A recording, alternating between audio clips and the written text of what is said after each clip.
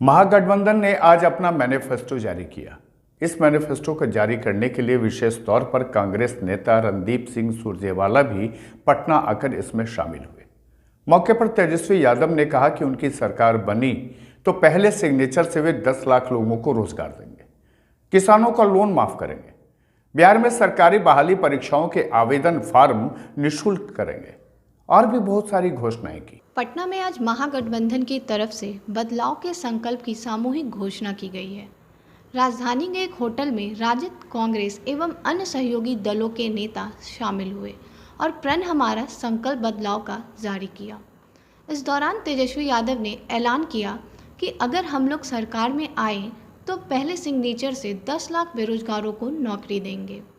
इसके अलावा आज जो भी वादे कर रहे हैं उसे पूरे तौर पर लागू करेंगे। उन्होंने कहा कि बिहार में सरकारी बहाली परीक्षाओं के आवेदन फॉर्म निःशुल्क होंगे।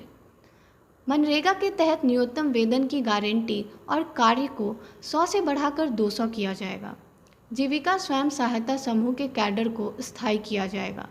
जीविका कैडर के मौजूदा दर के मानदेय को दुगना किया जाएगा। कार्यक्रम में तेजस्वी यादव, रणदीप सुरजेवाला समेत अन्य नेता मौजूद रहे। इस दौरान तेजस्वी यादव ने नीतीश कुमार पर बड़ा हमला बोला। उन्होंने कहा कि बिहार में डबल इंजन की सरकार रही, लेकिन आज तक बिहार को विशेष राज्य का दर्जा नहीं मिला। प्रधानमंत्री बिहार चुनाव में मोतिहारी आए थे तो कहे थे मोतिहारी चीनी मिल को चालू करूंगा और अगली बार इसी चीनी मिल की चीनी का चाय पियेंगे। लेकिन क्या हुआ? क्या चीनी मिल चालू हुई? पूरे बिहार में अराजक स्थिति है। बिहार में कुछ लोग कुर्सी पाने की होड़ में लगे रहते हैं। कुछ लोग कहते हैं कि हम सेवा करते हैं, मेवा नहीं खाते, लेकिन उनके राज में बिहार में कई बड़े घोटाले हुए। कैबिनेट में पहले दस्तखत अगर मेरा कलम चलेगा तो 10 लाख नौजवानों को हम रोजगार देने का काम करेंगे, पहले कैबिनेट। दूसरी बात हम लोगों ने ये कही थी कि जो भी छात्र छात्राएं या नियुक्ति के लिए आवेदन फॉर्म जो भरा करते हैं उसको हम लोग माफ करेंगे। तीसरी बात, परीक्षा केंद्र जाने के लिए जो किराया होगा वो हम देंगे। एक लॉकडाउन के समय आप लोगों ने देखा जितने हमारे श्रमजीवी थे इस हालात में थे, अभी भी कोरोना काल खत्म नहीं हुआ है और अभी भी आप देख सकते हैं, हम तो दिल्ली एयरपोर्ट जाते हैं, बड़ी संख्या में लोग जो है दिल्ली, बॉम्बे फ्लाइट से बल्कि लोग वापस जा रहे हैं। रेलवे स्टेशनों की हालत आप लोगों से छुपी नहीं। हम लोगों को संकल्प लेना है कि पलायन रोकना। मुख्यमंत्री जी का चुनावी प्रचार हम लोगों ने देखा, आपने भी देखा, सुना। मुख्यमंत्री जी ने क्या कहा? रोजगार को लेकर के, कारखाने को लेकर के, इंडस्ट्री को लेकर के उन्होंने एक बात कही कि हमने पूरा प्रयास किया, लेकिन यहाँ कारखाने नहीं लग सकते, उद्योग, बड़े उद्योग नहीं लग सकते, रोजगार नहीं दिए जा सकते। स्पष्ट है।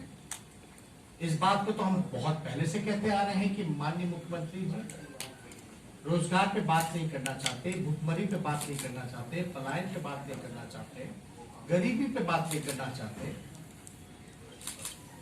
और ये स्पष्ट हो गया कि बिहार के मुख्यमंत्री अब थक चुके हैं, अब इनसे बिहार नहीं समझ। मुख्यमंत्री जी हवाला देते हैं कि बिहार जो है समुद्र किनारे नहीं है, मतलब लैंडलॉक्ड स्टेट है। इससे पहले भी कितनी मिलें लग चुकी हैं बिहार में, जो कि इनके शासन में बंद हो गई। कारखाने लालू जी जब तेजस्वी यादव ने कहा, बिजली के क्षेत्र में बिहार में उत्पादन नहीं होता है, बिहार में बिजली खरीद की जाती है। किसानों का लोन माफ करेंगे। बिहार को अब तक विशेष राज्य का दर्जा नहीं मिला। बिहार में जूट, शुगर, राइस मिल सब ठप पड़ा है।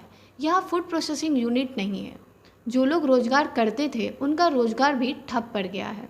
ये वही भारतीय जनता पार्टी तो है जिन्होंने बिहार के डीएनए पर सवाल उठाया था, पर वो डीएनए की बात बताने वाले निर्मम बाबू या कुशासन बाबू, हम क्या कहें दोनों में से, वो अब डीएनए का नया मतलब निकाल पाए, और वो है दम नहीं आप में, कि वो भारतीय जनता डीएनए डी दम नहीं आप, क्योंकि वो डीएनए का सही मतलब जो वो समझते थे वो उन्होंने हमें नहीं बताया। ये लोग सिर्फ जबान नहीं, कलम के भी बेईमान हैं। कलम की बेईमानी से इन्होंने बिहार का ईमान लूटने की कोशिश की है, और जब दो षड्यंत्रकारी दोस्तों साथ आते हैं तो स्वाभाविक है षड्यंत्र तो होगा ही। कारखाना कहाँ है भैया? लगे कि नहीं लगे? यानी मुख्यमंत्री खुद स्वीकार कर रहे हैं कि अब उनसे होने वाला नहीं है, उन्होंने हाथ पूरी तरीके से हाथ खड़े कर दिए। और जो हम बात कर रहे हैं, आप बताइए कि 4.5 लाख नौकरियां रिक्त पड़ी है कि नहीं पड़ी? बिहार आगे तरक्की कैसे करेगा? पहले तो रिक्त पदों को भरना पड़ेगा, और हमको अगर अव्वल टॉप स्टेट्स में आना है इस देश के, तो आपको तो नेशनल एवरेज जो है उस पर कंपीट करना पड़ेगा। तो उन मानकों को देखते हुए हम लोग जो है पूरी तरीके से फिजिबल है डूइंग। 24,000 करोड़ रुपए मुख्यमंत्री जी का जल हरियाली योजना में लगता है, कहां खर्च हो रहा है किसी को नहीं पता। सरकार का ठीक है, ग्रेजुअली जो है हमेशा बजट बढ़ता रहा है, चाहे किसी भी स्टेट का देख लीजिए, किसी भी केंद्र का देख लीजिए, लेकिन कोई भी बजट का वो मिनिस्ट्री जो है कितना पैसा खर्च कर पाती है? सरेंडर कर देती है सारा पैसा। हम पे आरोप लगाए जाते हैं कि आई एम नॉट एक्सपीरियंस। हम एक्सपीरियंस नहीं थे तो आपने डिप्टी सीएम क्यों बनाया?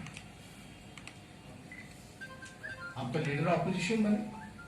चाहे भ्रष्टाचार हो, लॉ एंड ऑर्डर की स्थिति हो, एनसीआरबी के आंकड़े आप देख ले, कोई मेरे आंकड़े नहीं।